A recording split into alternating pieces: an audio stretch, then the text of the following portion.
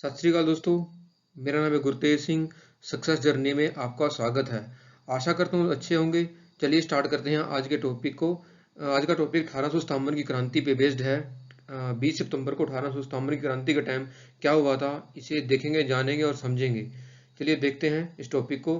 Start करने से पहले शेयर और सब्सक्राइब कर दीजिए। आपके शेयर और सब्सक्राइब हमारे लिए काफ़ी इंपॉर्टेंट हैं और हमें मोटिवेशन देते हैं, और मोटिवेशन के साथ काम करने का कुछ अलग ही मजा है दोस्तों। चलिए देखते हैं 1857 की क्रांति के बारे में। आप सभी को 1857 की क्रांति का तो पता ही होगा कि इंडिया पे ब्रिटिश लोग रूल करते थे, ब्रिटिश राज था। और 1857 के टाइम इंडियन पीपल्स को लगा कि हमें अपना राज इनसे छीन लेना चाहिए, और एक क्रांति का जन्म हुआ, एक क्रांति स्टार्ट हुई। ये क्रांति के पीछे कारण क्या थे? इस क्रांति के पीछे राजनीतिक, धार्मिक, आर्थिक सभी कारण थे।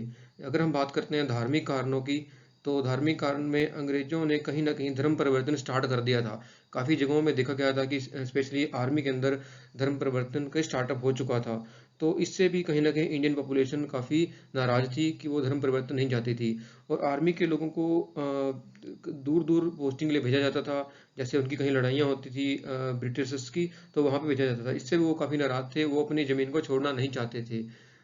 अगर हम आर्थिक कारणों की बात करें, कहीं न कहीं जो इंडियन व्यापारी थे, वो घाटे में जा रहे थे। वो अपना पूरा मुनाफा नहीं ले पा रहे थे, क्योंकि जो ब्रिटिशर्स के रूल थे, उनके ऊपर टैक्स वगैरह ज़्यादा थे। और ब्रिटिश व्यापारियों के लिए काम करना आसान था। और कहीं न कहीं देश की इकोनॉमी डाउन होती जा रही थी, लोगों में कुछ खरीदने के पैसे नहीं थे। तो व्यापारी वर्ग डाउन होते जा रहा था, क्योंकि उनकी बिक्री ही नहीं इतनी हो पाती थी। तो कहीं न कहीं आर्थिक कारण भी इसके पीछे थे। सामाजिकली भी कहीं न कहीं इंडियन पीपल्स को भेदभाव का सामना करना पड़ता था। जैसे सेम पोस्ट पे होते थे आर्मी में, सेम पोस्ट पे होने के बावजूद भी जो इंडियन पीपल थे, उनको कहीं न कहीं इस चीज़ का सामना करना पड़ता था कि सामाजिक मुद्दों पे उनको बराबरी नहीं दी जाती थी, सेम पोस्ट पे होने के बावजूद भी। एक जो सबसे इमीडिएट कारण जिसको माना जाता है, जो चर्बी वाले खास्तूल। अंग्रेजों ने जो गन लेके आए थे, जो उसके पाउडर था, उसको चलाने के लिए उस मुंह से छीलना पड़ता था। और उस कारतूस में गाय की और सूअर की चमड़ी लगी हुई थी। सूअर की और गाय की चमड़ी का इस्तेमाल होता, जिससे मुस्लिम और हिंदू वर्ग दोनों ही काफ़ी नाराज हुए। क्योंकि हिंदू जो कम्युनिटी है, वो गाय के मांस को नहीं खाती, और उसको मुंह में डालना पड़ता था जिसमें गाय की चर्बी थी। ऐसे ही मुस्लिम कम्युनिटी के साथ है, वो लोग भी सूअर की मांस को नहीं खाते, और उसमें सूअर की चर्बी चर्बी भी लगी होती थी, जिसको मुंह में डालना पड़ता था और फिर छीलना पड़ता था। जिसके कारण दोनों को ये फील हुआ कि हमारा धर्म भ्रष्ट हो रहा है, हमारा धर्म पे हम नहीं रेगुलर चल पा रहे हैं। तो ये भी एक इमीडिएट कारण बना कि 1857 की क्रांति का जन्म हुआ। 1857 की क्रांति के बाद देश में एक लहर चल गई कि अंग्रेजों को भगाओ और अपना राज लेके आओ। इसमें मंगल पांडे का रोल तो आपने जाना ही होगा, कैसे उन्होंने इस चीज़ की स्टार्टिंग करी थी। तो धीरे धीरे ये मूवमेंट पूरे देश में फैलती चली गई। और कहीं ना कहीं इसका अंग्रेज़ों को काफ़ी हर्जाना हुआ, और एक बार टाइम ऐसा हो गया था कि पूरे देश में अंग्रेज़ों की सेना को हरा दिया गया था, भगा दिया गया था। ऐसे ही मूवमेंट फैलती-फैलती दिल्ली तक पहुँच गई। दिल्ली में भी अंग्रेज़ों को हरा दिया गया। तो सभी लोग, जितने लोग इकट्ठे हुए, उनको कोई कॉमन लीडर तो नहीं मिल पा रहा था। जैसे वो छोटे-छोटे कबीलों में, छोटे-छोटे यूनिट्स में उन्होंने लड़ाई लड़ी और अंग्रेज़ों को हराया, भगाया उनकी सेना को। उसके बाद वो कहीं यूनिटी में नहीं आ पाए, कहीं एक पॉइंट पे नहीं इकट्ठा हो पाए, एक लीडरशिप के नीचे इकट्ठे नहीं हो पाए। फिर वो सभी लोग इकट्ठे होकर बहादुर शाह जफर के पास गए, जो उस टाइम के राजा थे, लेकिन वो भी कहीं ना कहीं अंग्रेजों के अंडर थे। पहले तो उन्होंने मना कर दिया कि वो अंग्रेजों से टक्कर नहीं ले सकते, क्योंकि उनकी आर्मी वो छोटी है और वो कहीं ना डायरेक्टली अंग्रेजों से टक्कर नहीं ले सकते।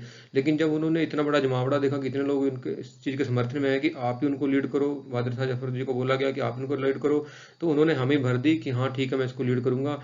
बट अंग्रेजों को ये दोबारा से अपनी पोजीशन रिटेन करनी थी। तो उन्होंने ब्रिटिश से कुछ सेना मंगवाई और अगेन अटैक स्टार्ट कर दिया। अभी ये संगठित हुआ ही नहीं था पूरा। ये मूवमेंट मूवमेंट तो उन्होंने जीत ली थी, लेकिन पूरा संगठित नहीं हो पाए थे, चला नहीं पाए थे अभी उस चीज़ को। तो अगेन अंग्रेजों ने अगेन लड़ाई स्टार्ट कर दी, और वन बाय वन सभी एरिया जितना उन्होंने वो हारे थे, दोबारा से कैप्चर कर लिया। तो 20 सितंबर 1857 को दिल्ली उन्होंने अगेन रिकैप्चर कर ली अंग्रेजों ने। तो 1857 के टाइम 20 सितंबर का ये इतिहास है। दिल्ली को अगेन कैप्चर करने के बाद उन्होंने बहादुर शाह जफर को रंगून भेज दिया और अगेन ये रूल बना दिया कि अब के बाद दोबारा यहाँ कोई राजा नहीं होगा, अगर कोई लीडरशिप किसी को मिलेगी तो प्रिंस कहलाएगा, वो राजा नहीं कहलाएगा। तो उस बहादुर शाह जफर उसको परिवार को रंगून भेज दिया गया। ये दोस्तों उस टाइम का मैप है, जो उस टाइम म्यूटनी हुई थी। जो म्यूटनी किसको बोलते हैं कि जब सेना के छोटे अधिकारी बड़ी अधिकारियों का कहना नहीं मानते और विद्रोह स्टार्ट कर देते हैं। जो 18 सितंबर की विद्रोह के टाइम की जो भारत का नक्शा था, वो ये नक्शा था। पूरे देश में कहीं ना कहीं मूवमेंट फैल गई थी और उस टाइम ये था कि अंग्रेजों को भगाया भी जा सकता था, लेकिन वो आखिरी दम पे मूवमेंट को संभल नहीं पाई या एकजुटता नहीं हो पाई, जिसके कारण ये नुकसान हो गया कि देश की आज़ादी कहीं ना कहीं 100 साल और पीछे चलेगी। और जो 100 साल बाद भी आज़ादी हुई है, वो भी कहीं ना कहीं कंट्रीब्यूशन उसमें वर्ल्ड वार 2 का हम मानते हैं, क्योंकि डायरेक्टली अंग्रेजों को भगाया नहीं गया, वो छोड़ के चले गए।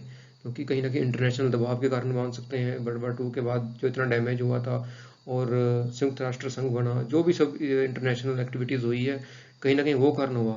लेकिन अगर 1857 के टाइम जो आज़ादी मिलती, वो अपने दम खम पे मिलने वाली बात होती, वो ज़्यादा सम्मानपूर्वक था इंडियंस के लिए। ओके दोस्तों, थैंक यू, आज के लिए इतना ही। नेक्स्ट टाइम फिर मिलेंगे आपके साथ किसी नए टॉपिक के साथ। आप शेयर और सब्सक्राइब कर दीजिए, आपके सपोर्ट हमारे लिए काफ़ी इम्पोर्टेंट है। और नेक्स्ट टाइम मिलेंगे। धन्यवाद, रब रखा, सत श्री अकाल जी।